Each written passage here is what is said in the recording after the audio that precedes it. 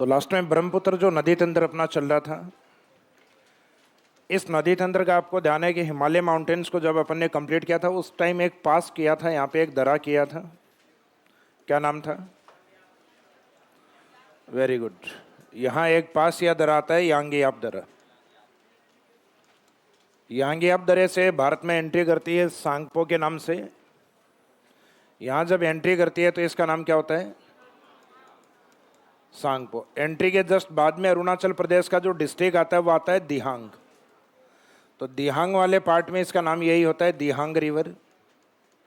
जैसे ही ये असम घाटी में एंट्री करती है, असम घाटी में एंट्री करने के साथ ही इसका नाम क्या होता है? ब्रह्मपुत्र। और असम से निकलने के बाद जैसे बांग्लादेश में जाती है तो इसका नाम जमुना, और गंगा यानी पद्मा के साथ मिलकर ये अपनी अंतिम धारा बनाती है मेघना के नाम से। और मैंने आपको बताया कि मेघना के लिए हमारे इस साइड से एक नदी जाती है जिसका नाम क्या है? बराक। मिजोरम से जस्ट ऊपर वाला जो ये स्टेट है कौन सा है? मणिपुर। मणिपुर वाले हिस्से से निकलती है बराक रिवर। हालांकि इन सहायक नदियों के बारे में जनरली कोई नहीं पूछता, ब्रह्मपुत्र वालियों के बारे में। तो इस साइड में बराक रिवर है। ऊपर की ओर से इसमें मिलने वाली है जो प्रमुख सहायक नदियां हैं, यहाँ दिबांग रिवर है। एक दक्षिण की ओर से मिलती है, उसको बूढ़ी दिबांग या बूढ़ी दिहांग भी बोल देते हैं। इसके बीच में खाया नहीं, बीच में है लोहित रिवर।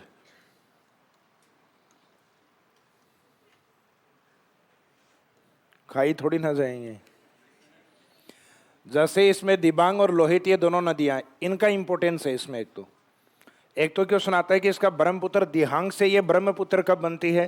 तो इसमें दो सहायक नदियां मिलती हैं, दिबांग और लोहित। ये असम में एंट्री करते टाइम इसमें मिलती हैं असम घाटी के पास में, और इसमें एंट्री करने के जस्ट बाद में असम घाटी में एंट्री करती है। और असम घाटी में एंट्री करने के साथ इसका नाम क्या होता है? ब्रह्मपुत्र। मीनिंग है दिबांग और लोहित मिलने के बाद इसका नाम ब्रह्मपुत्र है, और भारत में प्रवेश करने के साथ इसका नाम दिहांग है। और आगे इसमें जो सहायक नदियां मिलती हैं इस साइड से मैंने आपको बताई थी, भारत की ओर से इस साइड में मिलेगी इसमें धनसरी, और सामने इस साइड में धनसरी के बिल्कुल सामने इस साइड में तिब्बत की ओर से आती है सुबनसरी। सुबनसरी के बाद में ये भूटान वाला जो पार्ट है, इससे जस्ट पहले इसमें एक नदी और आती है मानस। यहाँ एक बीच में एक रिवर है, वैसे इसमें केमांग रिवर के नाम से आती है एक। केमांग एक मानस के पास में आती है सनकोस रिवर। इनके बारे में जनरली केमांग के बारे में पूछा हुआ है पहले। केमांग रिवर, हालांकि इनमें से एक दो नाम और दिए जाते हैं जो नॉन टू नाम होते हैं। जैसे केमांग दे दिया जाता है, मानस दे दिया जाता है। एक इस साइड में असम में स्थित एक रिवर मैंने बताई थी आपको, कपिली रिवर, कपिली नदी। तो सामान्यतः कपिली, केमांग ये ऐसे नाम दिए जाते हैं जो सामान्यतः सुने हुए नहीं होते। तो एक संकोस और केमांग जो इसके राइट साइड वाली जो नदियां हैं दाईं ओर वाली, उन दाईं ओर वाली में ये एक दो नाम और मेंशन कर लेना, केमांग और संकोस। एक तो है केमांग और एक शब्द है संकोश। ये इसके राइट साइड यानी ब्रह्मपुत्र है, उसके इस साइड वाले जो ये तिब्बत वाला जो हिस्सा है इस वाले पार्ट से संकोश ब्रह्मपुत्र मानस के बिल्कुल पास में है, लेकिन ब्रह्मपुत्र में ही आती है, मुख्य सहायक नदी है। तो ये दाईं और बाईं ओर वाली जो रिवर्स आपने लिखी थी ना, उसमें दो नाम और मेंशन कर लेना राइट साइड वाले के अंदर। वैसे बहुत फेमस नदियां नहीं है इसीलिए इंपॉर्टेंट है, क्योंकि फेमस नाम होते हैं वो जनरली नहीं दिए जाते। जैसे इसमें मानस नहीं दिया जाता, लोहित नहीं पूछता एग्जामिनर, वो कोई मजबूरी में ही पूछना होता है वो शब्द दे दिए जाते हैं कि क्वेश्चन हल्का बनाना है।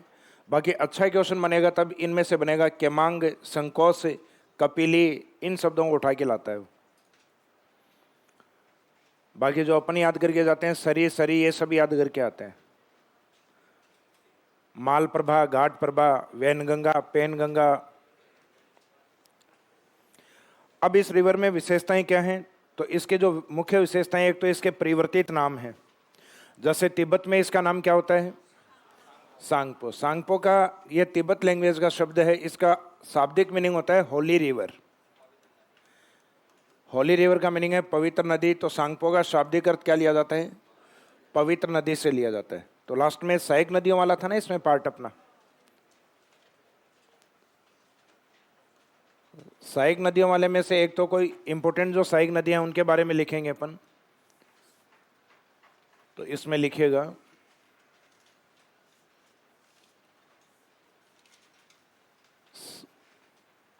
सहायक नदियों की प्रमुख विशेषता।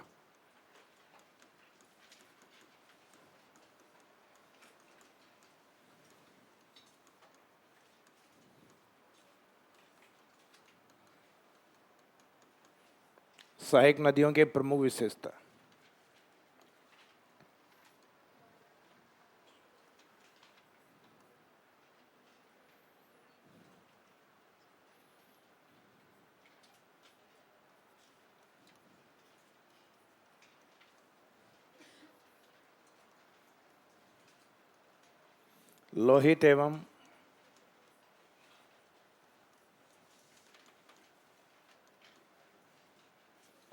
लोहित एवं दिबांग नदी।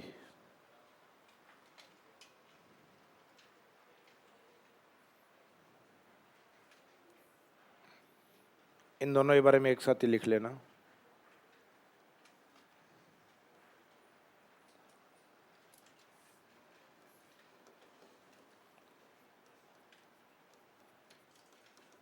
ये दिहांग नदी में, अंडरलाइन करके इसमें लिखिएगा, ये दिहांग नदी में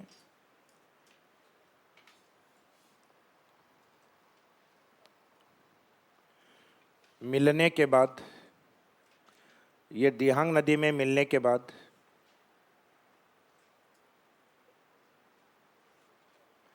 दिहांग नदी को ब्रह्मपुत्र कहा जाता है। ये दिहांग नदी में मिलने के बाद दिहांग नदी को ब्रह्मपुत्र कहा जाता है। दिहांग नदी को ब्रह्मपुत्र कहा जाता है।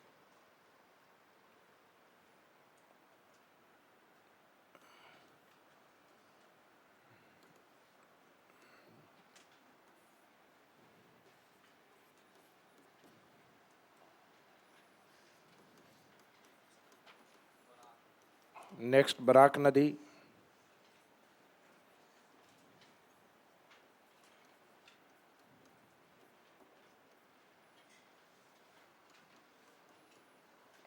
बराक उद्गम मणिपुर और इसका संगम जो होता है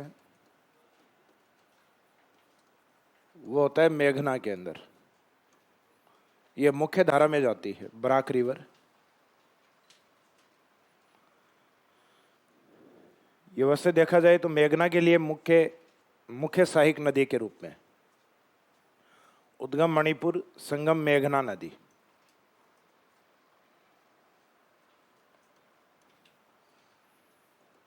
उसके बाद में आप में से किसी एक ने, गंगा की जब बात चल रही थी तो एक ने पूछा था तीस्ता गंगा में कहाँ मिलती है? तो तीस्ता गंगा में मिला करती थी वेस्ट बंगाल की ओर, पश्चिमी बंगाल की ओर।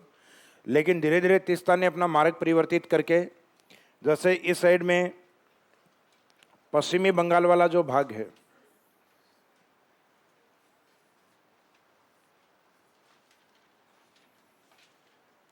इस साइड वाले भाग में गंगा अपना डेल्टा बनाना स्टार्ट कर देती है बिहार के बाद वेस्ट बंगाल में। तो डेल्टा बनाने के कारण गंगा का ये वाला जो भाग है धीरे धीरे ऊपर उठने के कारण, ये वाला हिस्सा ऊपर उठने के कारण इससे एक भाग तो इस साइड से डाइवर्ट हो जाता है गंगा से, जिसको हम नाम क्या देते हैं? हुगली के नाम से। और गंगा के ऊपर से जो आने वाली सहायक नदी है तीस्ता, ये डाइवर्ट होकर इसके ईस्ट में बहने लग गई डेल्टाई भाग के उठने के बाद। इसका मीनिंग ये ईस्ट में उठने लग गई। तो इस साइड से जो आने वाली जो प्रमुख नदी थी ब्रह्मपुत्र, ये उस ब्रह्मपुत्र में जाने लग गई। और ब्रह्मपुत्र का बांग्लादेश में नाम क्या होता है? तो इसका मीनिंग, इसका संगम होता है जमुना के अंदर, यानी बांग्लादेश के अंदर ब्रह्मपुत्र के अंदर। तो तीस्ता का उद्गम तो आपको ध्यान है, उद्गम कहाँ से है? जलेपला दरे से। जलेपा दरा करवाया था यहाँ आपको। तो जलेपला दरा सिक्किम से उद्गमित होकर और ये जाती है जमुना के अंदर। तो इसमें यह भी अच्छा क्वेश्चन है कि पहले जो गंगा की सहायक नदी थी लेकिन वर्तमान में ब्रह्मपुत्र की, तो आंसर रहेगा अपना तीस्ता रिवर। तो तीस्ता में लिखिएगा, तीस्ता उद्गम सिक्किम,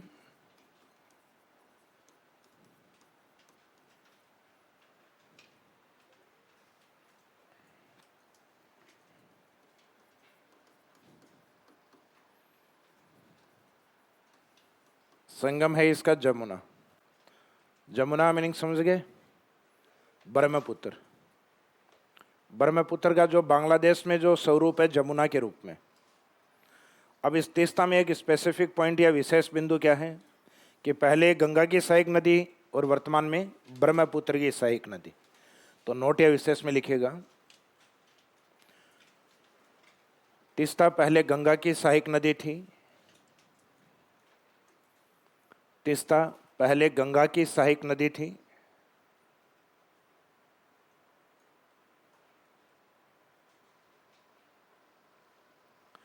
किंतु वर्तमान में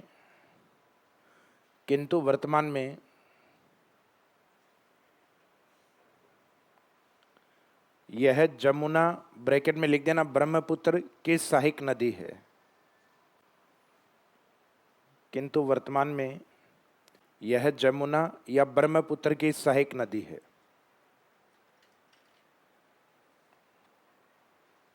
वर्तमान में यह जमुना ब्रैकेट में ब्रह्मपुत्र की सहायक नदी है। तो सहायक नदियों में तो ये 2-3 सहायक नदियां हैं इसमें इंपॉर्टेंट। इसके बाद में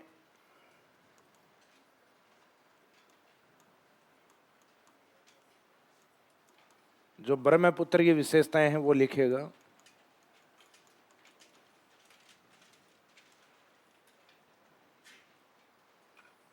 कैरेक्टरिस्टिक्स ऑफ ब्रह्मपुत्र, ब्रह्मपुत्र की विशेषताएं।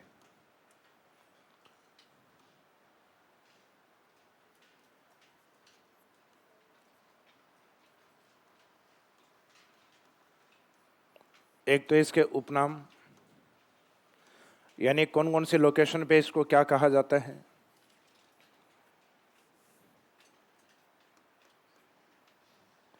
उपनाम में उद्गम स्थान पे इसको क्या बोला जाता है, सांगपो। ये नाम है इसका तिब्बत चीन क्षेत्र में। और इसका शाब्दिक अर्थ होता है होली रिवर, पवित्र नदी।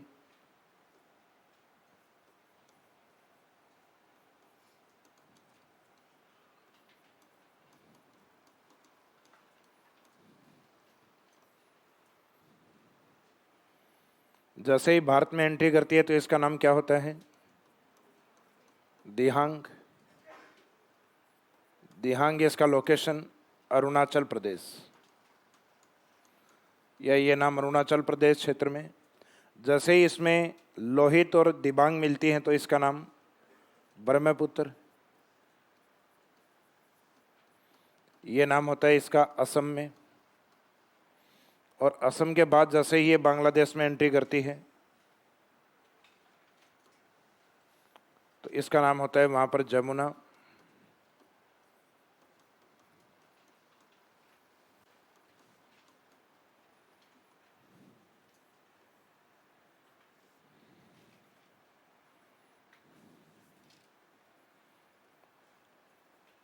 लास्ट में जमुना यानी ब्रह्मपुत्र।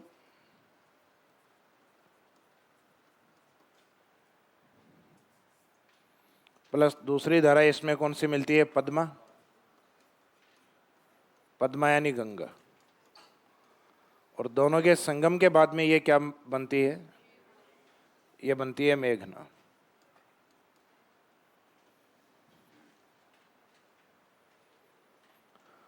तो इसमें जनरली कई बार तो यही नाम पूछा जाता है कि जो मेघना है वो कौन सी रिवर है। तो मेघना या इस मेघना का निर्माण किस नदियों से होता है, तो इसमें या तो ऑप्शन ये दिए जाते हैं जमुना और पद्मा, या नाम दिया जाता है गंगा और ब्रह्मपुत्र। क्वेश्चन वैसे गंगा ब्रह्मपुत्र को लेकर बनता है। गंगा ब्रह्मपुत्र के संयोजन से बांग्लादेश में बनने वाली नदी, फिर ये सब नाम आते हैं जमुना, पद्मा, मेघना या उपरोक्त में से कोई नहीं। तो इन दोनों नदियों के मिलने से जो बनती है वो कौन सी होती है, मेघना होती है। ये जो नाम है अलग अलग क्षेत्रों में ये नाम दिए जा सकते हैं और उन क्षेत्रों के नाम आपको सामने दिए जा सकते हैं कि किस क्षेत्र में क्या कहा जाता है, सही कौन सा सुमेलित नहीं है। तो ये हो सकता है कि इसमें ये जो दिहांग शब्द है ना, इसकी जगह एग्जामिनर ये शब्द यूज कर सकता है दिबांग। तो दिबांग ब्रह्मपुत्र का नाम नहीं है, ये उसकी सहायक नदी का नाम है दिबांग। ब्रह्मपुत्र का नाम क्या है? दिहांग रिवर है। तो इस वाले शब्द का ध्यान रखिएगा थोड़ा। और एक सांगपो का मीनिंग पूछा जा सकता है कि सांगपो का शाब्दिक अर्थ क्या है। जैसे अपन बोलते हैं ना सिंधु के लिए सिंगी खंबान, शैरमुख रिवर के रूप में उसको जाना जाता है।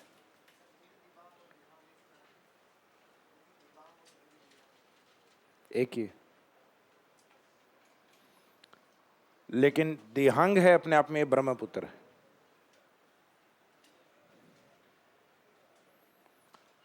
उपनाम के बाद में सेकंड हेडिंग डालिए ब्रह्मपुत्र में, पॉइंट नंबर 2।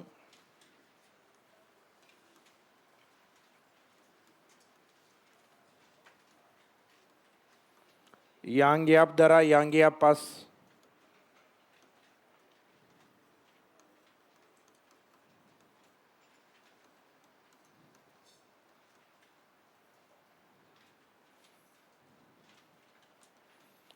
अरुणाचल प्रदेश में स्थित है।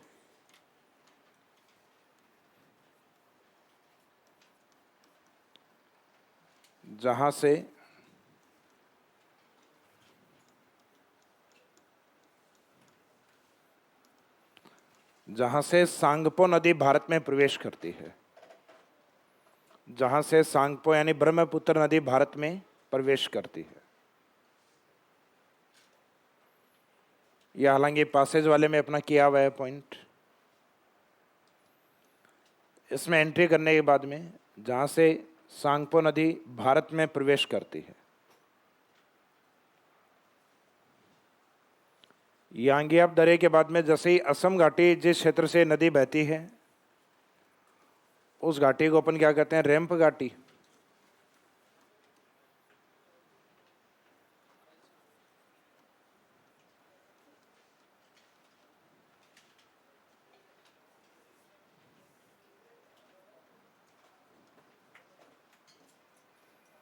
तो जो रैंप वैली होती है वो सामान्यतः आपको मैंने बताया था भ्रंश घाटियों के बिल्कुल अपोजिट निर्माण होता है।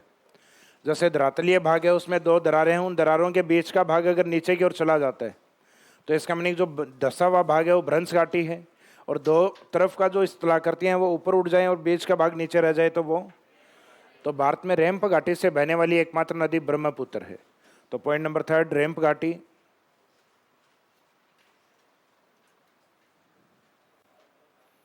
रैंप घाटी असम में स्थित है।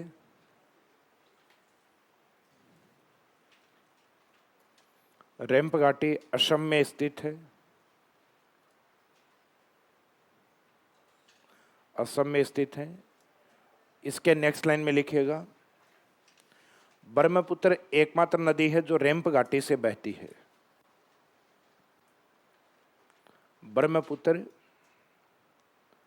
एकमात्र नदी, ब्रैकेट में लिख देना भारत, भारत के संदर्भ में ये स्टेटमेंट, ब्रह्मपुत्र एकमात्र नदी ब्रैकेट में भारत एकमात्र नदी है जो रैंप घाटी से बहती है।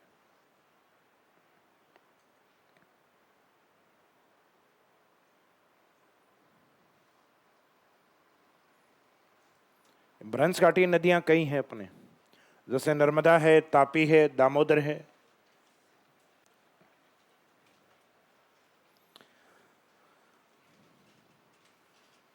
असम वाला जो एरिया है जहां से नदी बह रही है,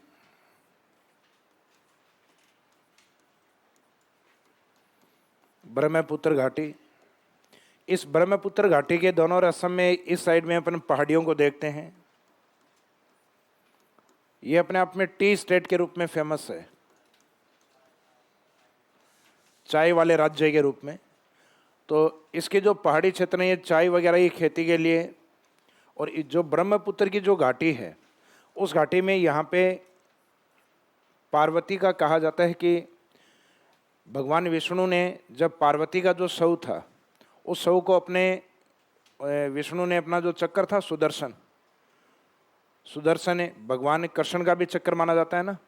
तो अपने चक्कर के द्वारा कहा जाता है कि जब पार्वती के उन्होंने टुकड़े किए तो कहा जाता है कि उनका जो योनि जो स्वरूप है वो इसी स्थान पे गिरा जो कामाख्या माता के नाम से फेमस है।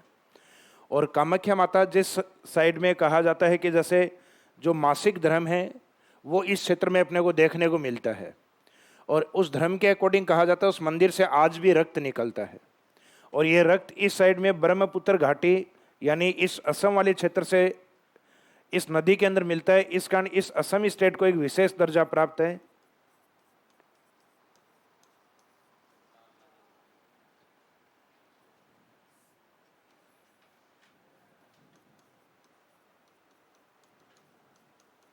ये इसको स्टेटमेंट दिया जाता है असम राज्य को, जैसे अपने राजस्थान स्टेट को कहते हैं ना डेजर्ट स्टेट, कैमल स्टेट, मरुस्थल का राज्य और ऊंटों का राज्य, क्योंकि देश के लगभग 80% से भी ऊंट हमारे पास हैं।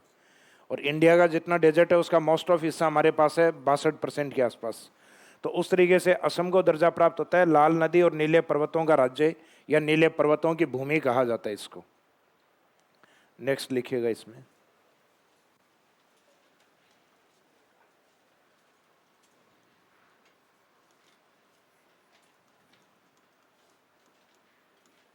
लाल नदी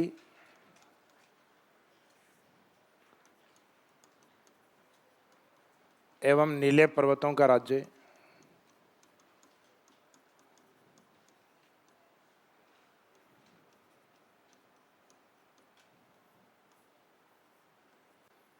नीले पर्वतों का राज्य, आगे डेस्क करके लिख दो, असम को कहा जाता है। असम को कहा जाता है।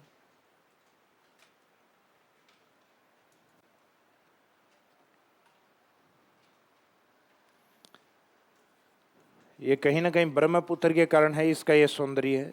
और जो कामाख्या माता जो मंदिर है उस कारण ये नाम दिया गया लाल नदी वाला। इसके बाद में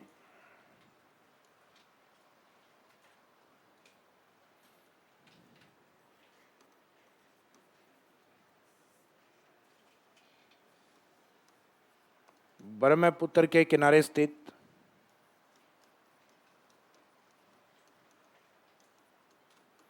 ब्रह्मपुत्र के किनारे स्थित प्रमुख शहर या सिटी,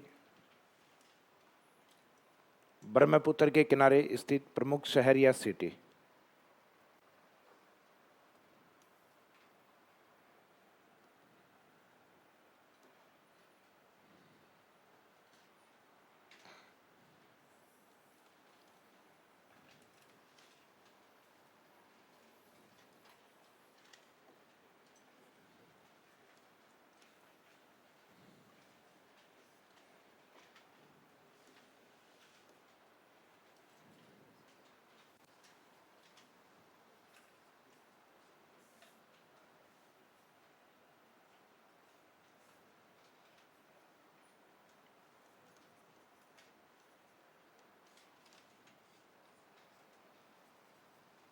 नाम सुना है पासीघाट।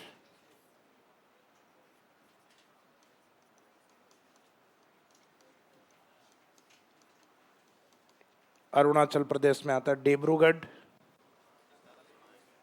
डिब्रूगढ़ तो सुना होगा ना। डिब्रूगढ़ असम।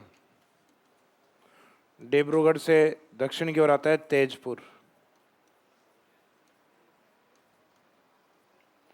उसके बाद में इस साइड में असम के दक्षिण की ओर पड़ता है गुवाहाटी।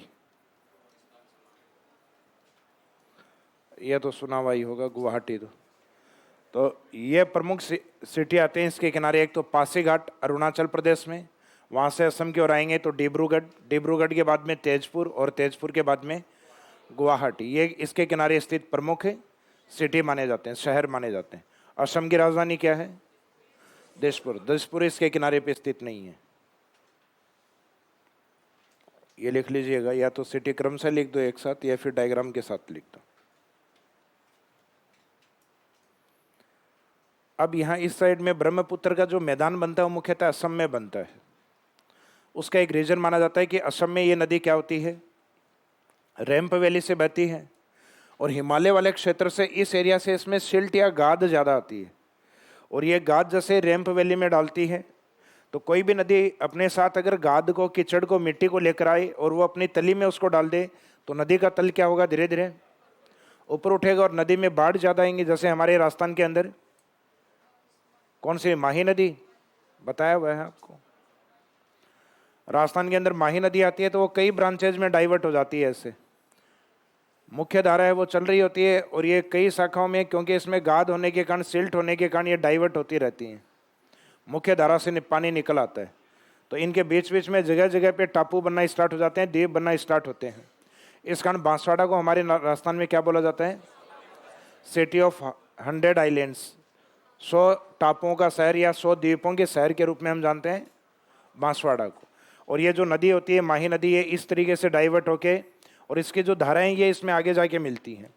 इस प्रकार की नदी को नाम दिया जाता है गुम्फित नदी। कौन सी नदी, गुम्फित नदी। तो राजस्थान में गुम्फित नदी का उदाहरण है माही नदी, और भारत में गुम्फित नदी का बेस्ट एग्जाम्पल माना जाता है ब्रह्मपुत्र। तो ये गुम्फित नदी है, और गुम्फित होने का कारण क्या है, यानी इसकी धाराएं अलग अलग डाइवर्ट क्यों होती हैं, क्योंकि इसमें सिल्ट या गाद अधिक जमा होती है। तो ये रीजन पूछा जाता है कि भारत में ब्रह्मपुत्र के अंदर सबसे ज़्यादा बाढ़ आती है ब्रह्मपुत्र। तो भारत में बाढ़ सबसे ज़्यादा ब्रह्मपुत्र नदी में क्यों आती हैं, तो ब्रह्मपुत्र नदी के अंदर सिल्ट या गाद का जमाव होने के कारण नदी का जो तल है वो असम के आसपास क्या हो जाता है, ऊपर उठ जाता है। तो नदी की घाटी में से पानी बाहर आ जाता है, और उस क्षेत्र में विश्व के सबसे बड़े नदी द्वीपों का निर्माण होता है, जिसका सबसे बेस्ट एग्जाम्पल है मांजुली द्वीप। तो नेक्स्ट पॉइंट लिखिएगा, पॉइंट नंबर 6 में,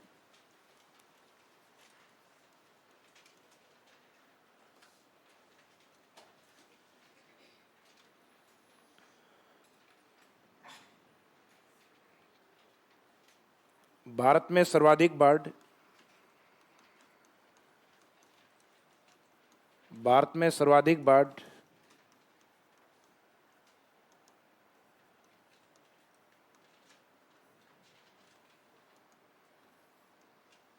बाढ़ ब्रह्मपुत्र नदी में आती है। भारत में सर्वाधिक बाढ़ ब्रह्मपुत्र नदी में आती है।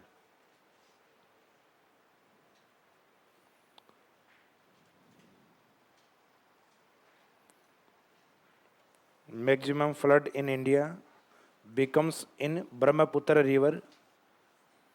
भारत में सर्वाधिक बाढ़ ब्रह्मपुत्र नदी में आती है। कारण क्या है, इसी पॉइंट में, अलग से नहीं लिखना, इसी पॉइंट में आगे नेक्स्ट लाइन में लिख दो कारण। ये जो ब्रह्मपुत्र नदी आती है इसमें क्या आती है, सिल्ट। सिल्ट को क्या बोलेंगे हिंदी में, गाद। तो कारण लिखिए, ब्रह्मपुत्र की घाटी में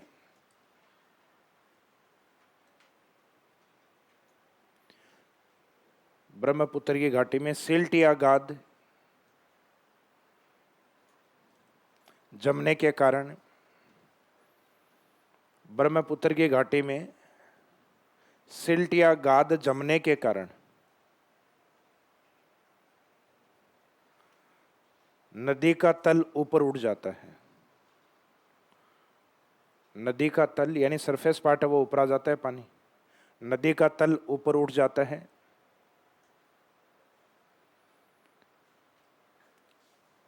तो ये मेन रीजन है। अब नदी का तल ऊपर उठ जाएगा तो इसका मीनिंग है असम वाले क्षेत्र में इस नदी में क्या रहती हैं, भयंकर बाढ़ आती हैं, और ये विश्व के सबसे बड़े नदी द्वीप बनाती है। तो नेक्स्ट लाइन में लिखिएगा, नेक्स्ट पॉइंट, या पॉइंट नंबर 7 में डाल दीजिएगा। असम क्षेत्र में, असम राज्य लिख दो चाहे असम क्षेत्र, असम क्षेत्र में अधिक बाढ़ आने के कारण,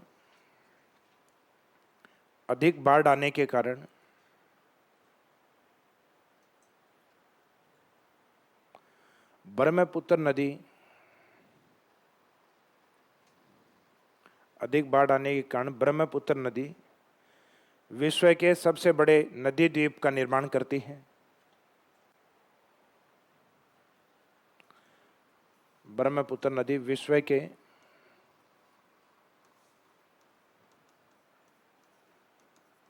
सबसे बड़े नदी द्वीप का निर्माण करती है।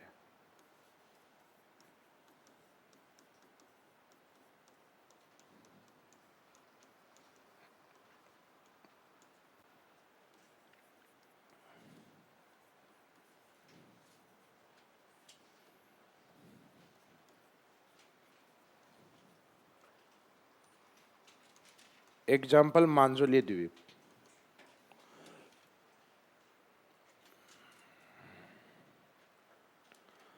तो ये जो विश्व का या विश्व के सबसे बड़ी नदी द्वीप है, तो नदी द्वीपों के अंदर ये सबसे बड़ा है, जो अपन ने मांजुली लिखा है। जबकि द्वीप तो इससे भी बड़े हैं, सागरीय द्वीप बड़े होते हैं, काफ़ी बड़े होते हैं, जैसे ग्रीनलैंड, अपने प्रशांत महासागर में स्थित जो बोर्नियो द्वीप है, न्यू गिनी द्वीप है, हिंद महासागर का मेडागास्कर है। अभी जो 3-4 नाम लिए हैं, ये विश्व के सबसे बड़े द्वीपों में काउंट होते हैं। 4 प्रमुख द्वीपों के नाम थे ये, ग्रीनलैंड, बोर्नियो द्वीप समूह, न्यू गिनी द्वीप समूह और मेडागास्कर। इसका मीनिंग है उसमें इसका नाम नहीं आता क्योंकि ये स्थलीय द्वीप है। तो स्थलीय द्वीपों को सागरीय द्वीपों के साथ अपन कंपेयर नहीं करते हैं। तो नदी द्वीपों के अंदर कहा जाता है कि ये सबसे बड़ा नदी द्वीप माना जाता है मांजुली। ये जनरली या तो पूछा जाता है कौन सी नदी बनाती है या कौन से स्टेट में है। तो स्टेट आपको स्टार्टिंग में लिखवा दिया कि असम क्षेत्र में या असम राज्य में।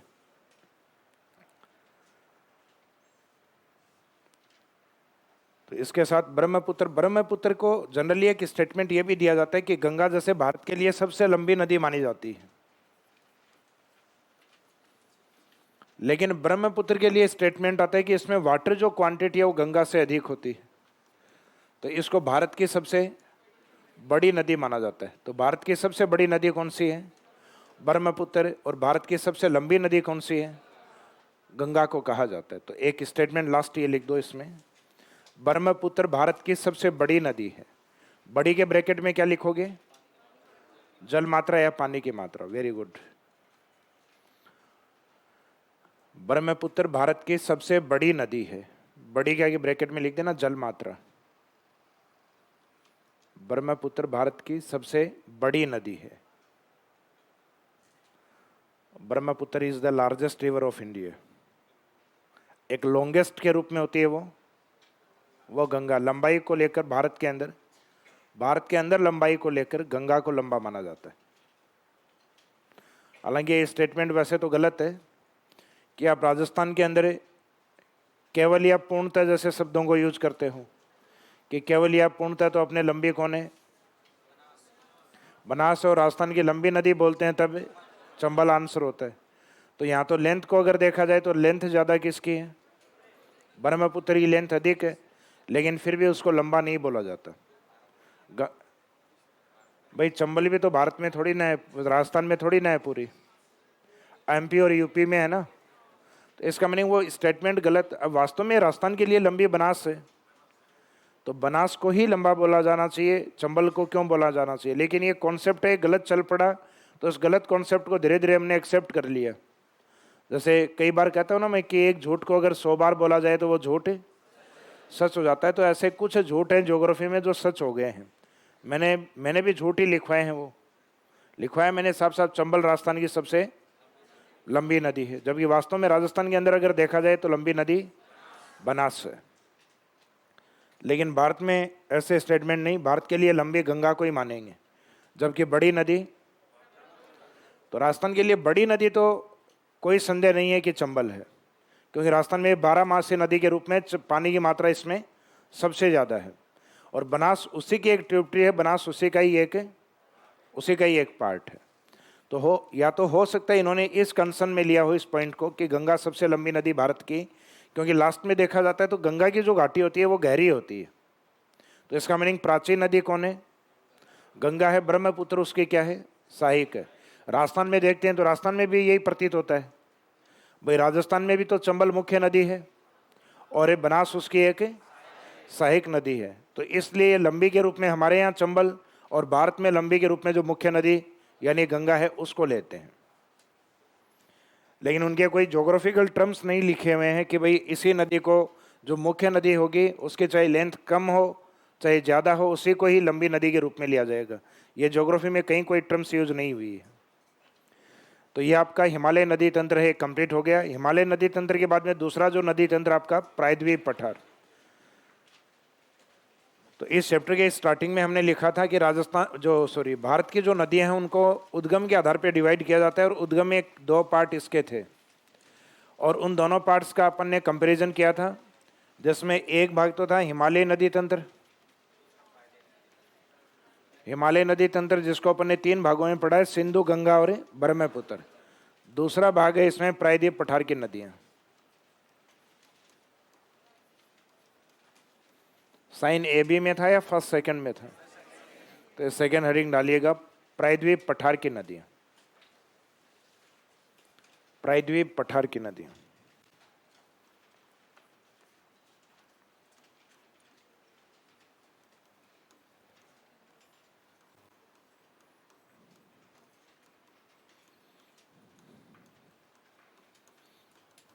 अब प्रायद्वीप पठार की जो नदियां होती हैं, ये इस पठारी भाग से मुख्यतः 2 तरफ प्रवाहित होती हैं। इस पठारी भाग का जो ढाल है, ये 2 भ्रंश घाटी वाली नदियां, अगर इनको छोड़ दिया जाए, डायग्राम नहीं बनाए अभी, एक बार नर्मदा और तापी को छोड़ दिया जाए या नर्मदा और ताप्ती को छोड़ दिया जाए, तो बाकी भारत का प्रायद्वीप पठार का जो ढाल है वो इस तरीके से है। क्योंकि ये ढाल है प्रायद्वीप पठार का नहीं, भ्रंश घाटियों का है। यानी प्रायद्वीप पठार जो बना हुआ है, उस प्रायद्वीप पठार, ये मानिए प्रायद्वीप पठार, इस प्रायद्वीप पठार के अंदर जो घाटियां बनी हुई हैं, उन घाटियों का ढाल कुछ इस तरीके से है। तो घाटियों का ढाल इस तरीके से होगा तो नदी उस साइड से इस साइड में आएगी। तो सिर्फ ये घाटियां हैं जो इन नदियों को लेकर आ रही हैं, बाकी भारत के प्रायद्वीप पठार का ढाल मुख्यतः पश्चिम से पूर्व की ओर है। तो जितनी भी इसकी प्रमुख नदियां वो सारी पश्चिम से और पूर्व की ओर बहती हैं। भ्रंश घाटियों के ढाल पूर्व से पश्चिम की ओर होने के कारण ये विपरीत दिशा में या अपोजिट डायरेक्शन में बहती है। तो प्रायद्वीप पठार के अंदर नदी तंत्र है वो मुख्यतः 2 भागों में डिवाइड होगा उसके संगम के आधार पे। एक तो इस साइड में ये नदियां होंगी जो अपने बंगाल की खाड़ी की ओर जाएंगी, यानी प्रायद्वीप पठार की नदियों को संगम के आधार पे पुनः 2 भागों में डिवाइड किया जाता है। तो प्रायद्वीप पठार की एक तो बंगाल की खाड़ी की नदियां पूर्व वाली, और एक इस साइड में आने वाली ये जो नदियां हैं, ये सारी कौन सी रहेंगी? ये अरब सागरीय नदियां। तो अरब सागरीय नदियों में जो प्रमुख नदी होती हैं, जैसे इस साइड में राजस्थान से बहकर जाने वाली, इस साइड में साबरमती, प्रमुख नदियों में साबरमती के दक्षिण की ओर जाने वाली जो नदी है वो माही नदी, और माही के दक्षिण में बाद में नर्मदा और तापी। कर्नाटक की पहाड़ियों से बेलगांव का नाम सुना है? बेलगांव कर्नाटक से, और इस साइड में गोवा के तट से होते हुए एक नदी जाती है जिसका नाम है मांडवी रिवर। कौन सी रिवर? मांडवी नदी के किनारे पर स्थित है गोवा। गोवा अगर कभी देखना हो तो गोवा और कर्नाटक की सीमा पे एक वाटरफॉल बनता है, जलप्रपात बनता है, और वो जिसका पानी गिरता है तो अपने को बिल्कुल वाइट पानी दिखाई देता है, श्वेत पानी दिखाई देता है उसका। इस कारण उसको कहा जाता है दूध सागर जलप्रपात। कौन सा जलप्रपात? दूध सागर जलप्रपात। तो ये दूध सागर जलप्रपात मुख्यतः ये नदी बनाती है गोवा और कर्नाटक की सीमा पर, मुख्यतः गोवा वाले पार्ट में। तो दूध सागर जलप्रपात किस नदी के द्वारा निर्मित है? मांडवी। यह कर्नाटक वाले भाग से, और उसके बाद में इस साइड से केरल के तट से बहने वाली जो प्रमुख नदी हैं, जिसमें एक तो आती है पेरियार नदी। पेरियार नदी जो कि केरल की सबसे लंबी है या बड़ी है? यह केरल की सबसे लंबी नदी है। और एक आता है भारतपुजा। भरतपुजा, इसको एक नाम और दिया जाता है, पोनानी के नाम से भी जाना जाता है, पोनानी रिवर। ये सामान्यतः इस क्षेत्र में अधिक पानी वाली रिवर के रूप में, यानी बड़ी नदी के रूप में केरल की। तो ये 2 प्रमुख नदी हैं, एक तो पेरियार आपके एक सेंचुरी भी आता है, हालांकि नेशनल पार्क के रूप में है। तो पेरियार जो मुख्यतः हाथियों के लिए प्रसिद्ध है, और इसका एक प्रमुख डैम है जो केरल और तमिलनाडु के मध्य विवादित है, मुल्ला पेरियार। एक बांध आता है मुल्ला पेरियार बांध, वो क्यों फेमस है वो आगे देखेंगे अपन। तो मुख्यतः इस साइड से प्रायद्वीप पठार से आने वाली जो नदियां हैं, इनमें सबसे प्रमुख नदी होती है नर्मदा और तापी। फिर केरल वाली बाई चांस पूछ ली जाती हैं कई बार, पेरियार और भरतपुजा रिवर या पोनानी रिवर। बाकी इस साइड वाली नदियों का महत्व ज़्यादा है, जैसे गोदावरी, कृष्णा, कावेरी, और उसके ऊपर कुछ जो प्रमुख नदियां हैं, जैसे यहाँ पर सवर्णरेखा नदी, वैतरणी नदी, महानदी। तो ये 3-4 नदी इस साइड में पड़ेंगे, और उसके बाद में कंटिन्यूस, क्योंकि ओडिशा के तट के आसपास की नदियां, इनका क्रम आजकल ज़्यादा पूछा जाता है। पहले तो जनरल जो क्वेश्चन हुआ करते थे उसमें सिंपल सा क्वेश्चन पूछते थे अपने, ये उत्तर से दक्षिण की ओर गोदावरी, कृष्णा, कावेरी, मुख्यतः इसमें एक नदी बीच में और आती है पेनार रिवर। तो पेनार और उसके बाद में कावेरी। तो इन 3-4 नदियों का क्रम पहले पूछते थे, आजकल पूछने लग गए इनका। ओडिशा ये तट के ऊपर जो बहती हैं, यानी जो सवर्णरेखा नदी है, ब्राह्मणी नदी है, वैतरणी नदी है, ब्राह्मणी नदी है, महानदी है। मुख्यतः इन नदियों का 3-4 का क्रम पूछते हैं। तो एक तो अपन इन नदियों का क्रम देखेंगे जब बंगाल की खाड़ी की नदियों को स्टार्ट करेंगे, उससे पहले इस साइड वाला पार्ट स्टार्ट करेंगे, अरब सागर। तो प्रायद्वीप पठार की नदियों को अध्ययन की दृष्टि से 2 भागों में बांटा जाता है, जिसका आधार क्या है? संगम। ये बंगाल की खाड़ी की नदियों के रूप में और अरब सागर की नदियों के रूप में इनका अध्ययन करेंगे। तो लिखिएगा, प्रायद्वीप पठार की नदियों में अध्ययन की दृष्टि से प्रायद्वीप पठार की नदियों को अध्ययन की दृष्टि से प्रायद्वीप पठार की नदियों को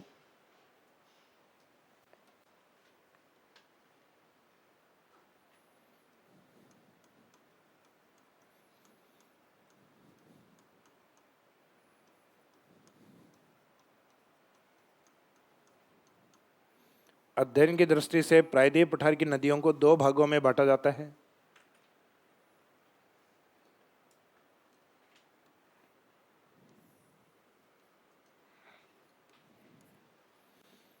अध्ययन की दृष्टि से प्रायद्वीप पठार की नदियों को 2 भागों में बांटा जाता है, जिसका आधार नदियों का संगम है। रिवर का जो डिस्चार्ज पॉइंट होता है नदियों का संगम है। नदी किस भाग में जाती है उसको बेस माना जाता है, नदियों का संगम है। तो एक तो 2 भाग को अंडरलाइन कर दो और एक संगम को अंडरलाइन कर दो कि 2 भाग हैं और किस बेस में? संगम। तो प्रायद्वीप पठार अपुआ तंत्र है। एक तो ये राइट साइड में जो नदियां जा रही हैं इस साइड में, वो किस में जाएंगी? राइट साइड वाली बंगाल की खाड़ी की नदी।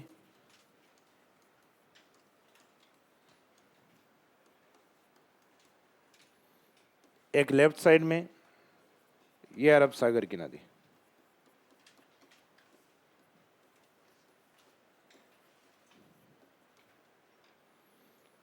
अरब सागर की नदी।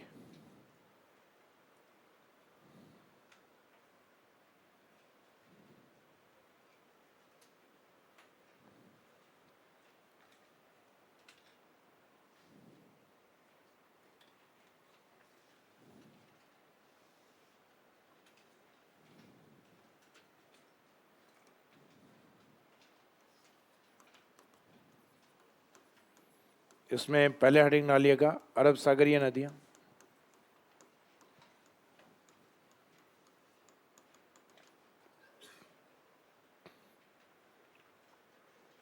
अरब सागरीय नदियां।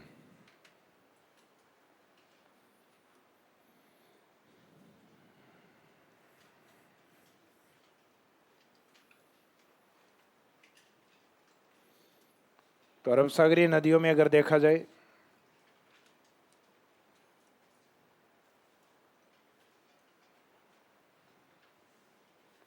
तो राजस्थान से अरावली से आने वाली जो प्रमुख नदी है लूनी, अरावली वाले पार्ट उदयपुर वाले हिस्से से आने वाली उदयपुर से आने वाली साबरमती, पश्चिमी बनास काफ़ी छोटी नदी है। ये प्रमुख नदियाँ हैं। तो राजस्थान के लिए डेजर्ट की सबसे लंबी नदी है। भारत में मरुस्थलीय सबसे लंबी नदी है लूनी।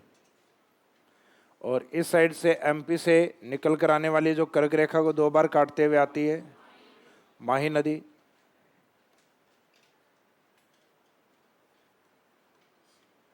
माही के बाद में जो सतपुड़ा वगैरह है उस वाले पार्ट से आते हुए इस साइड में ये नर्मदा नदी। नर्मदा नदी के दक्षिण की ओर ये पैरेलल आने वाली तापी नदी, तापी या ताप्ती नदी। थोड़ा सा ऊपर वाले हिस्से में ही दिखाना इनको। कर्नाटक वाला जो भाग है वहाँ से गोवा के तट पे दिखने वाली जो नदी है ये मांडवी रिवर। केरल की ओर जो प्रमुख नदी है उसमें दिखा दीजिए पेरियार रिवर।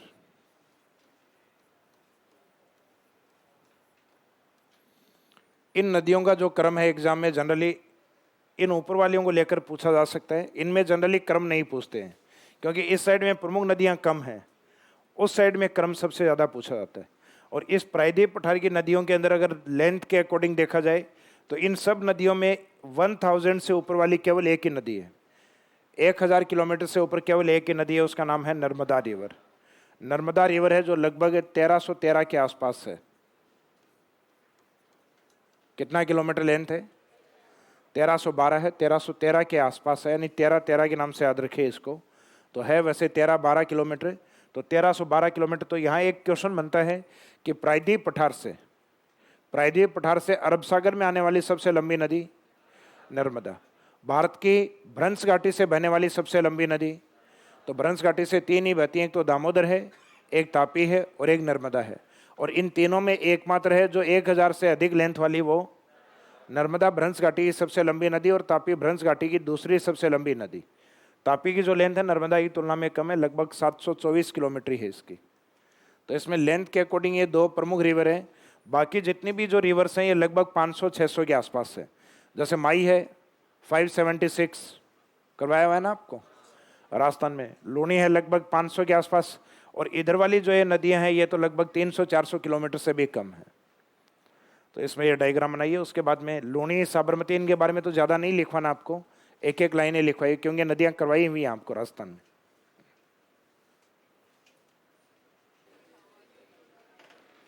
हाँ जी, इसमें पहला हेडिंग जिनको शॉर्ट में करेंगे अपन, लूनी, साबरमती, माही। उसके बाद में ये थोड़ी डिटेल में रहेंगी, नर्मदा और तापी।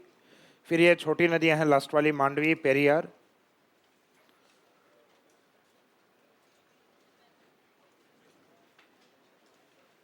इसमें फर्स्ट हेडिंग में लीजिएगा लूनी नदी को।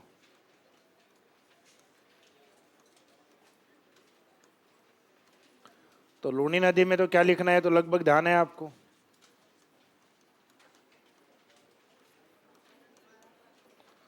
उद्गम क्या रहेगा इसका?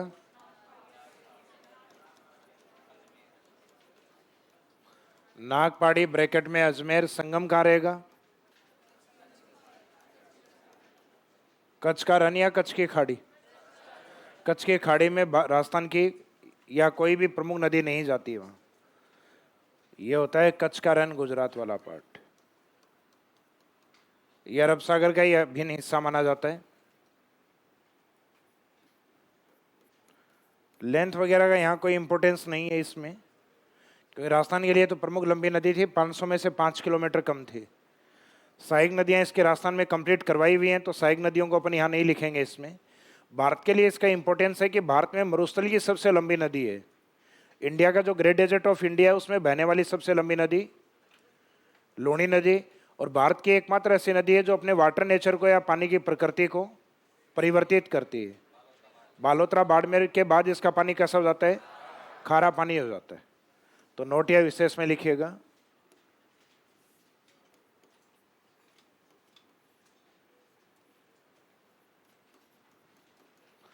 भारत में मरुस्थल की सबसे लंबी नदी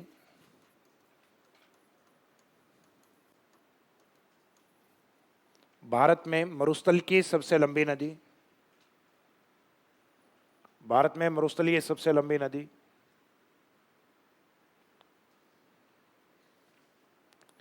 दूसरी विशेषता,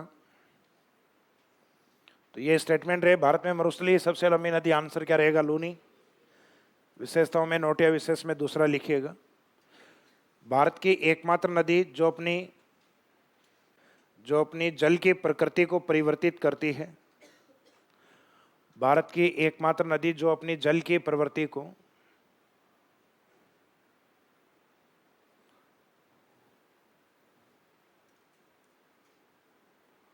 जो अपने जल की प्रकृति लिख दो, चाहे प्रवृत्ति लिख दो, नेचर को, जल की प्रकृति या प्रवृत्ति को बदलती है या परिवर्तित करती है।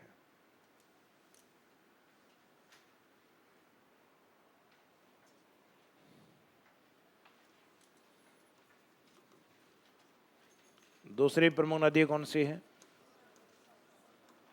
साबरमती। साबरमती का उद्गम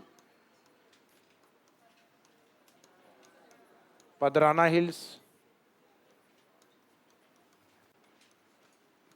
हिल्स, उदयपुर।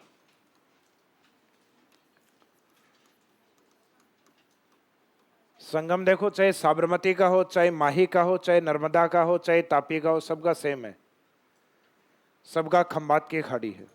साबरमती, माही, नर्मदा, तापी।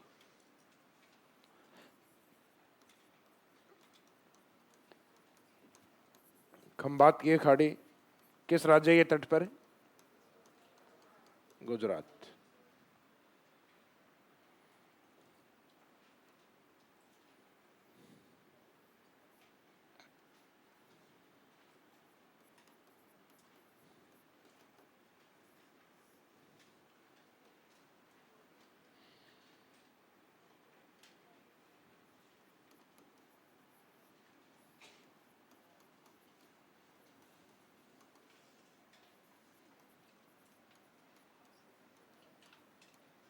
भारत के दो प्रमुख बड़े शहर, एक तो गांधीनगर और एक Ahmedabad. Gandhinagar capital of Gujarat, Ahmedabad Manchester of India. Bharat का मैनचेस्टर कहा जाता है अहमदाबाद को। तो गांधीनगर एवं अहमदाबाद इसी नदी के किनारे पर स्थित हैं या साबरमती के किनारे पर स्थित हैं।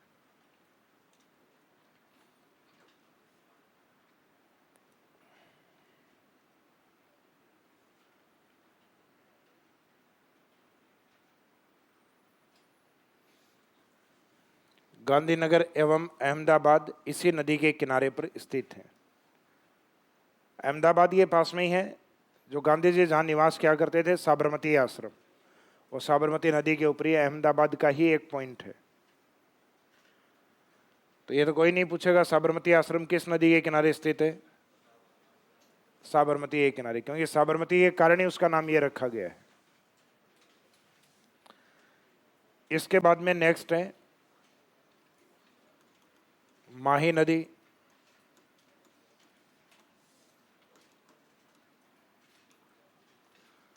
माही नदी का उद्गम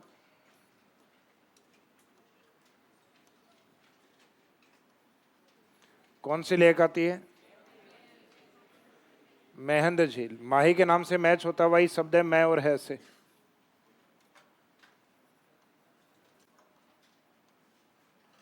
मेहंद झील मध्य प्रदेश।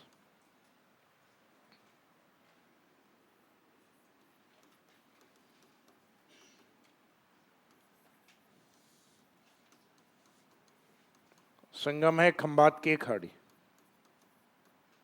खंबात की खाड़ी गुजरात। उद्गम है मेहंद झील, संगम खंबात की खाड़ी गुजरात।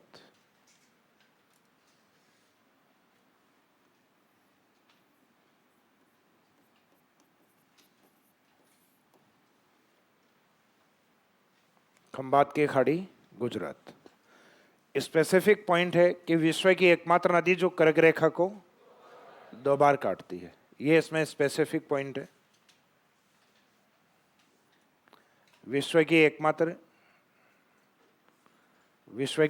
नदी जो कर्क रेखा को दो बार काटती है।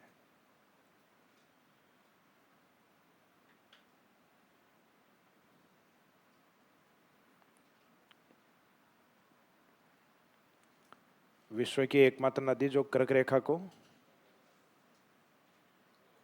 दो बार काटती है। इसके बाद में जो प्रमुख नदियां हैं उनका इंपॉर्टेंस अधिक है, क्योंकि ये तो लगभग एक रिवीजन सा था। इसमें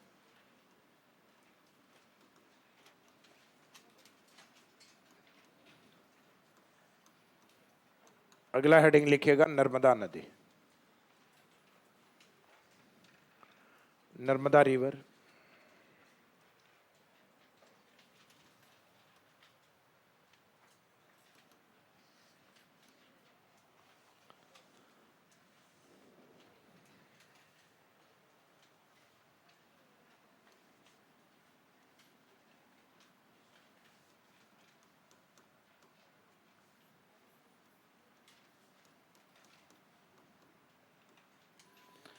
इस नदी का जो उद्गम और संगम है, जैसे कि आपको ध्यान है सतपुड़ा के जो 3 पार्ट हैं, राजपीपला की पहाड़ी, महादेव पहाड़ी और मैकाल पहाड़ी। मैकाल पहाड़ी का जो शीर्ष भाग है उसको नाम दिया जाता है अमरकंटक। डायग्राम नहीं बनाए, एक बार समझ लेना। अमरकंटक जो कि किसका पार्ट है? मैकाल, सतपुड़ा की पूर्वी श्रेणी का। सतपुड़ा की पूर्वी श्रेणी को कहा जाता है मैकाल, मध्य श्रेणी को कहा जाता है महादेव, और पश्चिमी श्रृंखला को कहा जाता है राजपीपला, जो गुजरात का पार्ट है। इस मैकाल से या अमरकंटक पहाड़ियों से मुख्यतः सतपुड़ा और सतपुड़ा श्रेणी के उत्तर में विंध्यन। तो विंध्यन और सतपुड़ा पर्वतमाला के मध्य से बहने वाली जो नदी है ये है नर्मदा नदी। मध्य प्रदेश में एक लोकेशन आती है इसमें,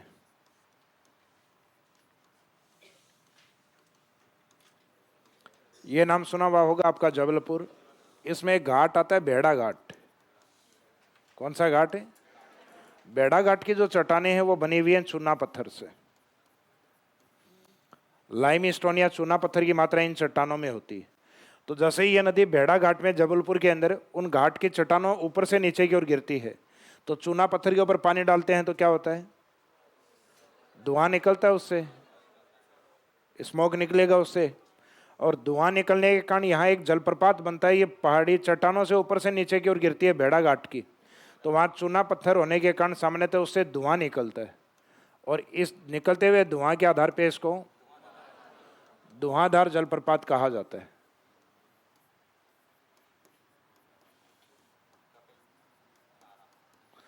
इस वाटरफॉल का नाम क्या है? कपिल धारा जलप्रपात। दो नाम है, कपिल धारा और धुआं निकलने के कारण इसको। तो ये एग्जाम में जनरली क्वेश्चन पूछा जाता है कि भारत में धुआंधार या कपिल धारा जलप्रपात कौन सी नदी बनाती है? ये नर्मदा नदी बनाती है। किस स्थान पे बनाती है? जबलपुर बेड़ा घाट पर। जबलपुर के बेड़ा घाट पर, यानी जिस घाट से ऊपर से नीचे की ओर गिरती है उसको कहते हैं बेड़ा घाट। लोकेशन या जगह कौन सी होती है? जबलपुर। उसके लिए फेमस है, और इसके कुछ सहायक नदियां हैं। जैसे कि हम बात करें नर्मदा के अंदर सहायक नदियों की,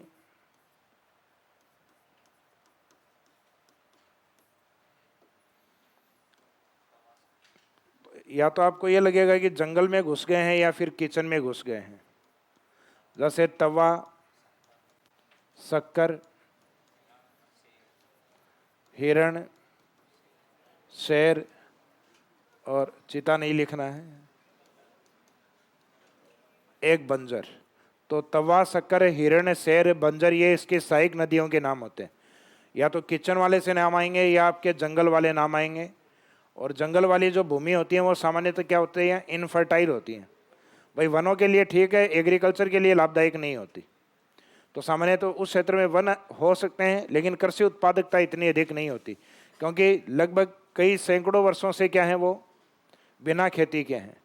तो एक अपने गांव में नहीं होती पड़ती भूमियाँ, तो पड़ती भूमियों में पेड़ तो लगा दो, लेकिन खेती करोगे तो खेती उतनी बढ़िया नहीं होगी जितनी अपनी ज़मीन में होती है। तो इसका मीनिंग ये जंगल वाले हैं, इसमें है बंजर है, शेर है, हिरण है, और घर में आके देखें किचन में तवा है और शक्कर है। तो या तो किचन वाले नाम रहेंगे या फिर अपने जंगल वाले नाम रहेंगे।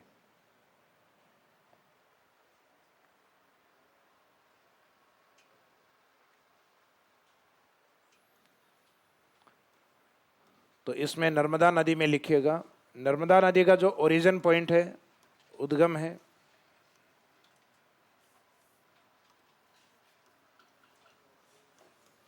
उद्गम स्थान का नाम लिखिएगा अमरकंटक।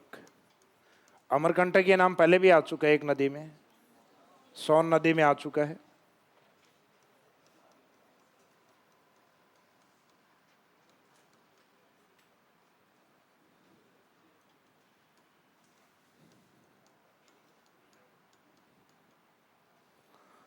इसमें लिख दीजिएगा अमरकंटक, मैकाल, सतपुड़ा और आगे कोमा करके मध्य प्रदेश।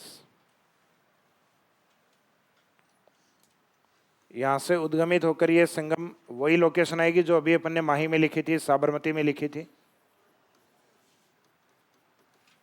खंबात की खाड़ी। खंबात की खाड़ी ये डिस्चार्ज पॉइंट है इसका।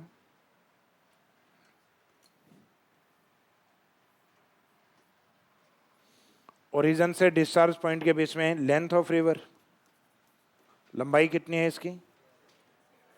13 नहीं बोल के 12 किलोमीटर।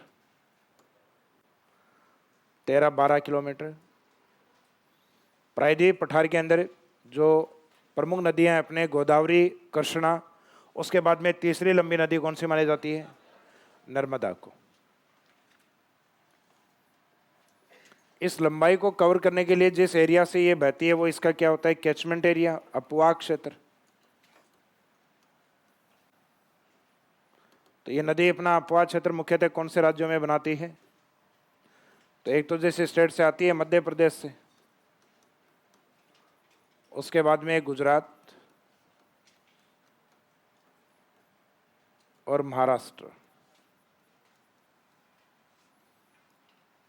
हालांकि इस नदी की किसी भी परियोजना पर कोई विवाद होता है तो उसमें शामिल राजस्थान भी होता है, क्योंकि वो होता है नर्मदा बहुउद्देश्य परियोजना का पार्ट। और नर्मदा बहुउद्देश्य परियोजना का एक प्रमुख बांध आता है सरदार सरोवर बांध। सरदार सरोवर बांध से राजस्थान के जालौर बाड़मेर की ओर एक नहर निकाली गई है जिसका नाम है नर्मदा केनाल। तो इसका मीनिंग है नर्मदा नदी का जो प्रॉफिट है वो राजस्थान को भी नर्मदा नहर के रूप में है। तो नर्मदा का अगर नर्मदा बहुउद्देश्य परियोजना का अगर कोई डिस्प्यूट होगा तो उसमें राजस्थान शामिल होगा।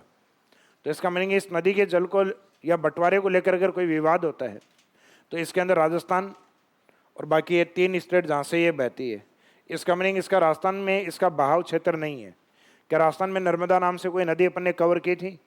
तो इसका मीनिंग राजस्थान में इसका कैचमेंट एरिया नहीं है। अब इस कैचमेंट एरिया के दौरान मिलने वाली इसमें जो सहायक नदियां हैं,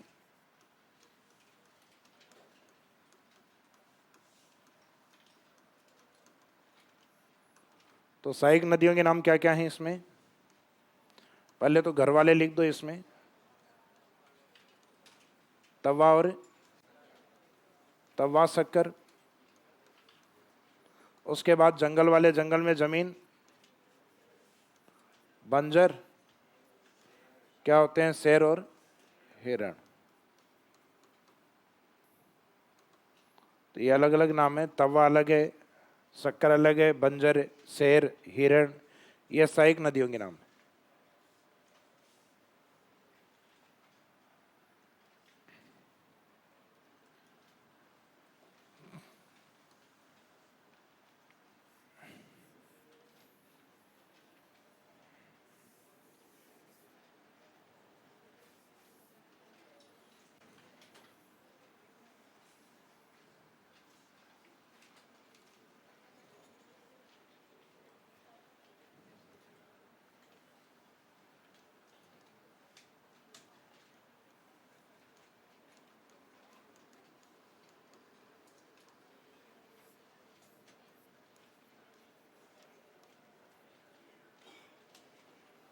नर्मदा के जस्ट ऊपर की ओर जो ये पर्वतमाला है इसको नाम क्या दिया जाता है? सतपुड़ा, सॉरी,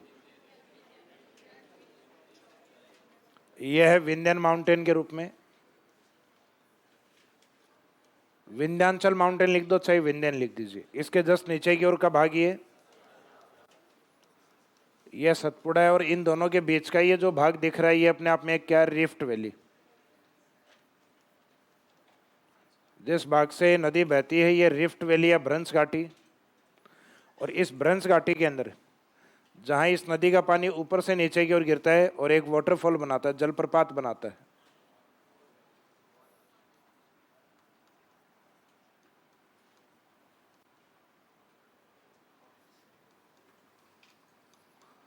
जलप्रपात, जलप्रपात का मीनिंग होता है जल का झरना, ऊपर से नीचे की ओर गिरना। जल का झरना यानी झरना बोलते हैं ना अपन, वाटरफॉल।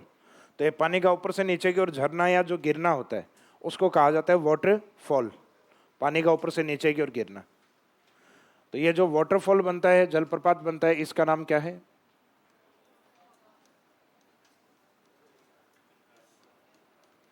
ये कपिलधारा जलप्रपात होता है, भेड़ा घाट। ये बनता है यहाँ भेड़ा घाट जबलपुर के अंदर। तो लोकेशन जबलपुर होती है। तो ये क्वेश्चन इसमें पूछा जाता है, ये इंपॉर्टेंट पोर्शन है इसमें। यह फिर आता है विंध्यन सतपुड़ा के मध्य रिफ्ट घाटी की नदी कौन सी है? नर्मदा। या नर्मदा कौन सी पर्वतमालाओं के मध्य से बहती है? विंध्यन और सतपुड़ा। तो उन दोनों के बीच की सीमा नर्मदा ही बनाती है, यानी ये रिफ्ट वैली बनाती है। तो इसमें एक छोटा सा डायग्राम बना लीजिएगा। लास्ट में ये जो संगम है ये कौन सा है? खंबात की खाड़ी।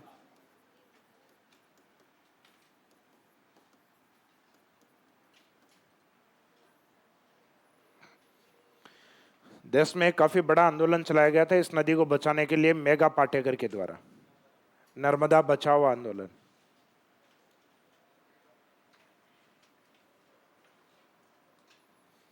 और इसके सरदार सरोवर बांध पे बनाई गई नर्मदा नहर है देश में कहा जाता है पहली ऐसी नहर जिसमें इजराइल की ड्रिप इरिगेशन और स्प्रिंगलर इरिगेशन की जो टेक्निक है उसको कंपलसरी इम्प्लीमेंट किया गया था। अनिवार्य रूप से लागू किया गया था कि कोई भी किसान है वो पानी ओपन वाटर नहीं ले सकता, उसको अपने खेत में अगर सिंचाई करनी है तो स्प्रिंगलर यानी फव्वारे या ड्रिप इरिगेशन या बूंद बूंद तकनीक के द्वारा सिंचाई करनी होगी।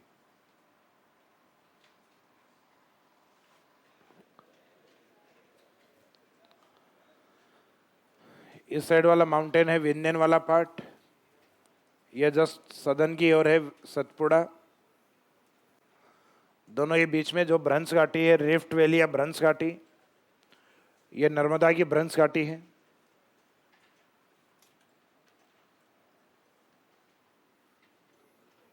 यह भ्रंश घाटी है जो प्रमुख नदी है नर्मदा। लास्ट में इसका संगम होता है खंबात की खाड़ी, ओरिजिन पॉइंट होता है अमरकंटक मध्य प्रदेश। बीच वाला हिस्सा है ये इसका महादेव वाला पार्ट जिसके ऊपर सतपुड़ा की ऊंची चोटी, धूपगढ़ और उस हिल स्टेशन का नाम पंचमढ़ी।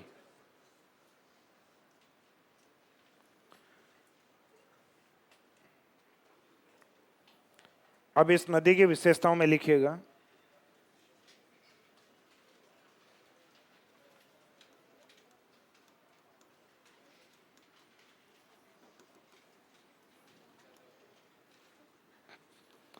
तो एक स्टेटमेंट तो मैंने आपको बताया था पहले कि भारत के प्रायद्वीप पठार से और अरब सागर में आने वाली सबसे लंबी नदी कौन सी है, और साथ में देश में भ्रंश घाटी की सबसे लंबी नदी यानी रिफ्ट वैली से बहने वाली सबसे लंबी नदी नर्मदा है। तो फर्स्ट लाइन में लिखिएगा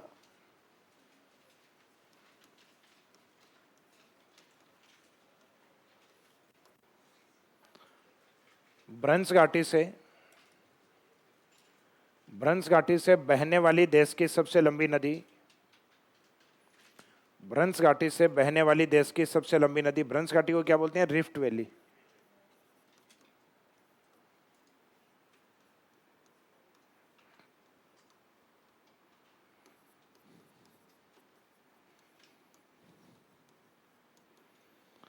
तो भ्रंश घाटी या रिफ्ट वैली, भ्रंश घाटी से बहने वाली देश की सबसे लंबी नदी, और आगे डैश करके लिख दो नर्मदा।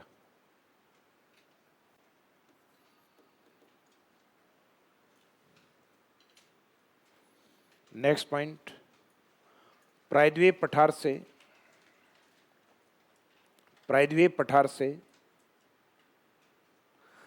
अरब सागर में गिरने वाली सबसे लंबी नदी, प्रायद्वीप पठार से अरब सागर में गिरने वाली सबसे लंबी नदी, सबसे लंबी नदी।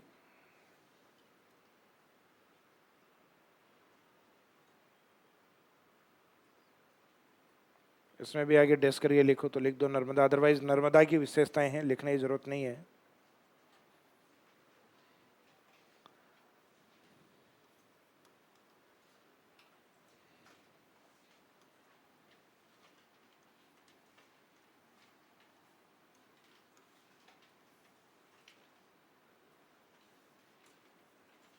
नर्मदा बहुउद्देश्य परियोजना,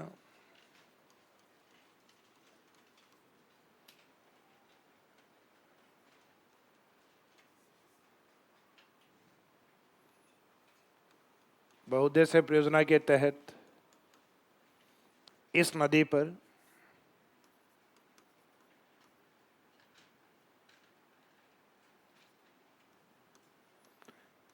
पर अनेकों वृहद बांध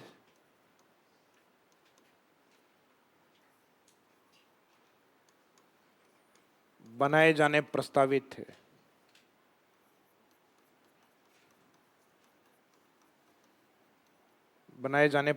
थे।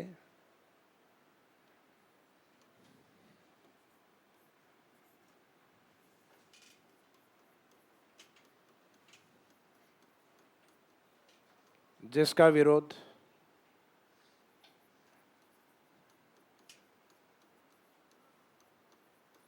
एक प्रमुख पर्यावरणविद है महाराष्ट्र की मेघा पाटेकर, तो प्रस्तावित है जिसका विरोध मेघा पाटेकर के द्वारा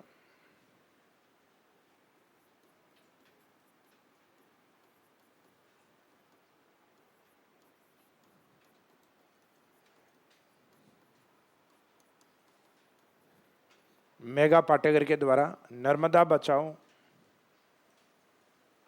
आंदोलन के रूप में किया गया,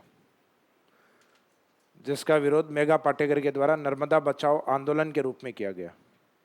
यानी इसका विरोध किया गया, एक आंदोलन चलाया गया था नर्मदा बचाओ, जिसका विरोध मेघा पाटेकर के द्वारा नर्मदा बचाओ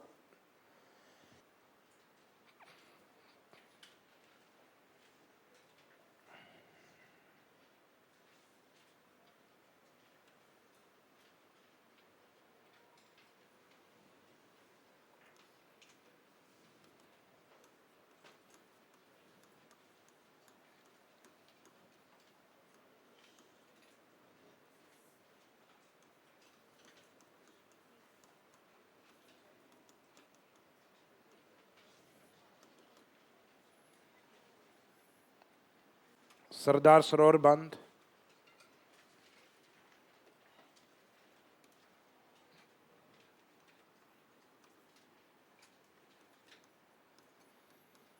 लोकेशन या स्थिति है गुजरात।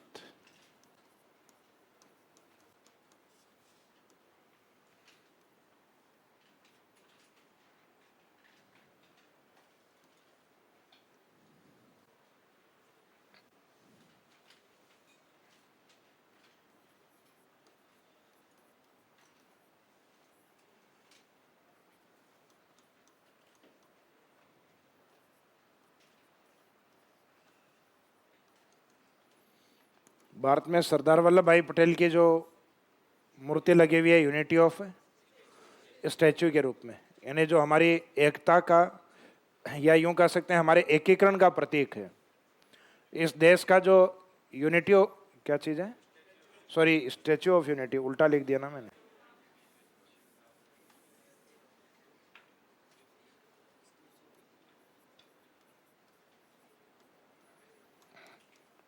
स्टैच्यू ऑफ यूनिटी, तो इसका मीनिंग है हमारा जो संगठन है उस संगठन का जो एक प्रतीक है, स्टैच्यू है, जो एक मूर्ति है, वो है सरदार वल्लभ भाई पटेल।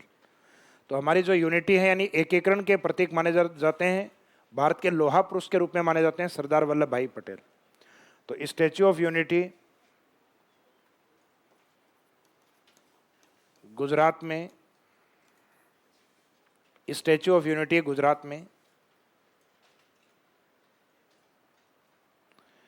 इसी बांध या नदी के किनारे पर स्थित है।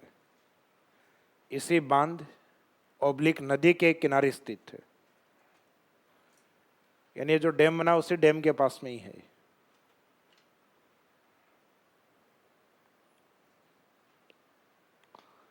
स्टैच्यू ऑफ यूनिटी गुजरात में इसी बांध या नदी के किनारे स्थित है।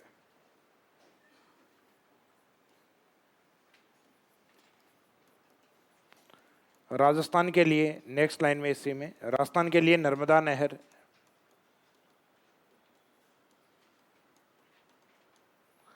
राजस्थान के लिए नर्मदा नहर इसी बांध से निकाली गई है।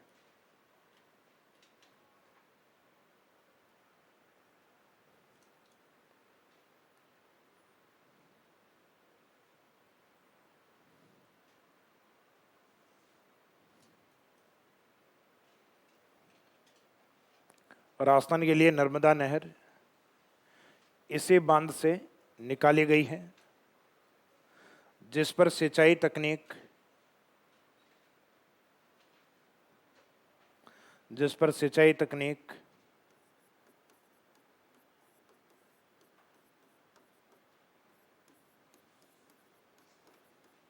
स्प्रिंकलर यानी फव्वारा एवं ड्रिप यानी बूंद बूंद अनिवार्य रूप से लागू की गई है, जिस पर सिंचाई तकनीक स्प्रिंकलर यानी फव्वारा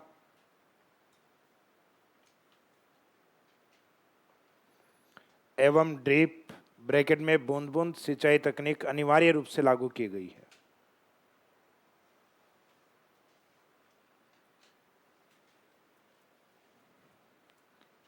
बूंद बूंद सिंचाई तकनीक अनिवार्य रूप से लागू की गई है।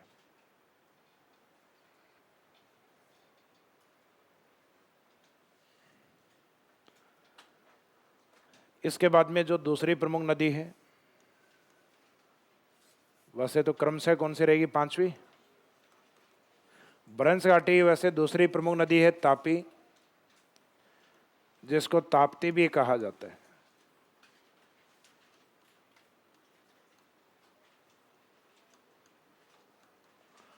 जैसे डॉटर ऑफ सन या सूर्य पुत्री के नाम से भी जाना जाता है।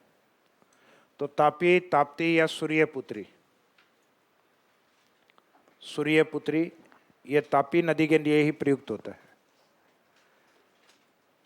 इस पहाड़ी का जो उद्गम इस नदी का जो उद्गम जिस पहाड़ी से होता है, वो वैसे तो मैकाल के जस्ट पास में एक पहाड़ी है जहां से मूल ताप्ती निकलती है। उस पहाड़ी को नाम दिया जाता है मुल्ताई पहाड़ी।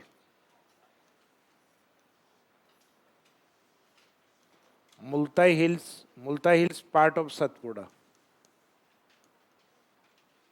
सतपुड़ा ये दक्षिण से ही है, मध्य प्रदेश। संगम इसका सेम वही है, यानी वही जलीय क्षेत्र जो कि माही के लिए, साबरमती के लिए और नर्मदा के लिए खंबात की खाड़ी।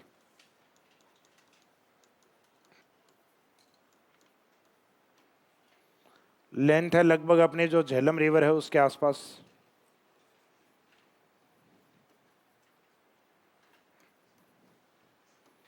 लंबाई 724 kilometre, 724 kilometre.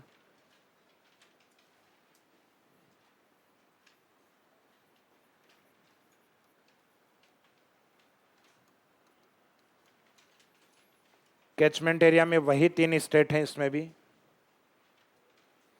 Madhya Pradesh, Gujarat, Maharashtra.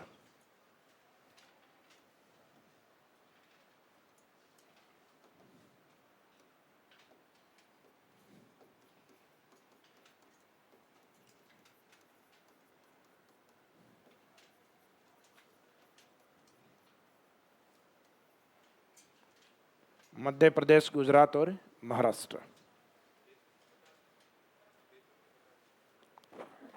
Betul main, ये बैतूल पठार में ये आती है, मुल्ताई हिल्स आती है, वो है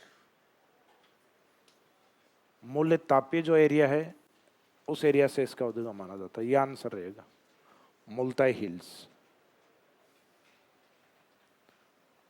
अभी इस नदी में जो सहायक नदियां वो कौन सी हैं?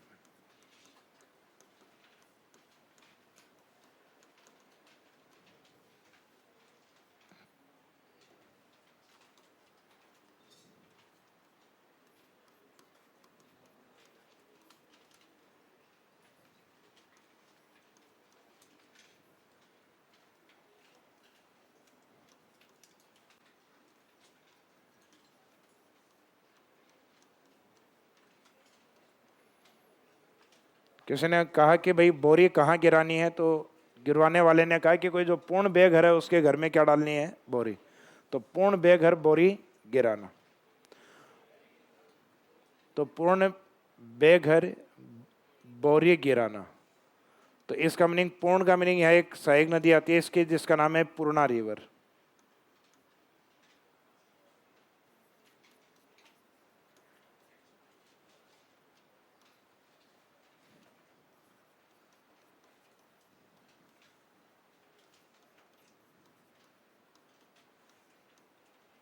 ये इसमें सहायक नदियों के नाम होते हैं।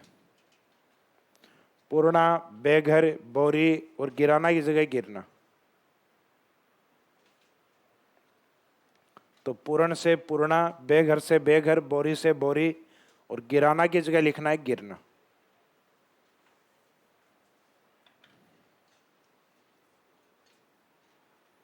ये जो शब्द है ये रिपीट होगा अपने। पूर्णा रिवर, पूर्णा गोदावरी की भी एक सहायक नदी है, और पूर्णा अपने तापी नदी है उसकी भी सहायक नदी है।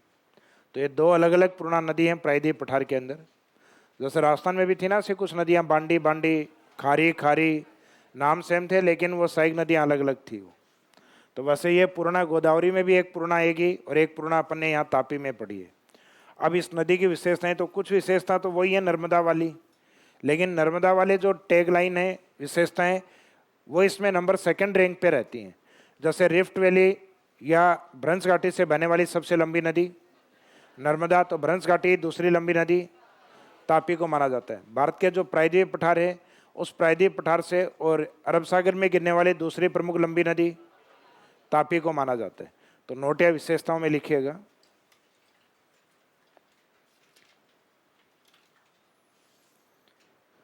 भ्रंश घाटी ओब्लिक रिफ्ट वैली से इसके विशेषताओं में लिखिए। भ्रंश घाटी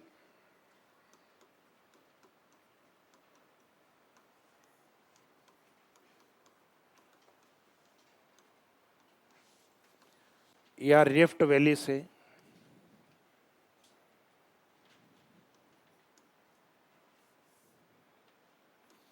नर्मदा के बाद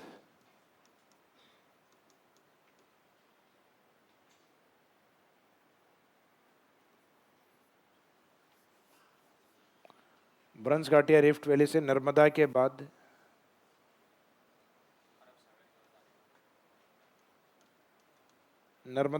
बहने वाली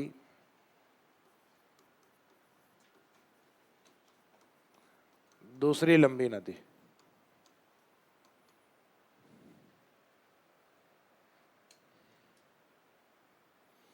कि नर्मदा के बाद वाला चाहे ब्रैकेट में लिख दो, यानी ये स्टेटमेंट भी अपने को पता होना चाहिए। भ्रंश घाटी या रिफ्ट वैली से बहने वाली दूसरी लंबी नदी, यानी किसके बाद है? नर्मदा के बाद। दूसरी विशेषता में लिखो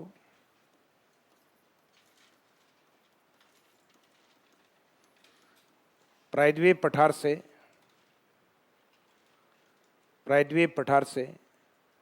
अरब सागर में गिरने वाली दूसरी लंबी नदी। प्रायद्वीप पठार से अरब सागर में गिरने वाली दूसरी लंबी नदी। अरब सागर में गिरने वाली दूसरी लंबी नदी। अब इसके जो बांध परियोजनाएं हैं, डैम प्रोजेक्ट हैं,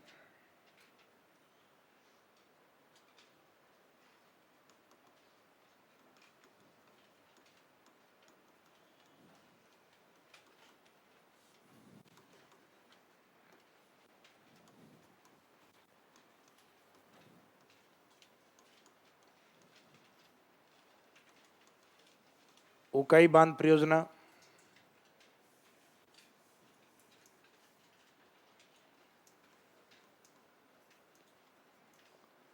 उकाई और उकाई के अलावा एक है काकरापार।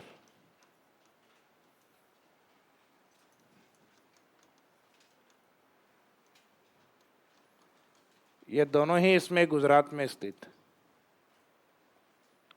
ये एग्जाम में अधिक पूछते हैं उकाई वाला, ऊपर वाला जो लिखा ना उकाई। तो उकाई डैम या काकरापार बांध परियोजना किस नदी पर है? तापी नदी पर, गुजरात में। तो बांध परियोजना है उकाई और काकरापार, दोनों के आगे डैश करके गुजरात लिख दीजिएगा।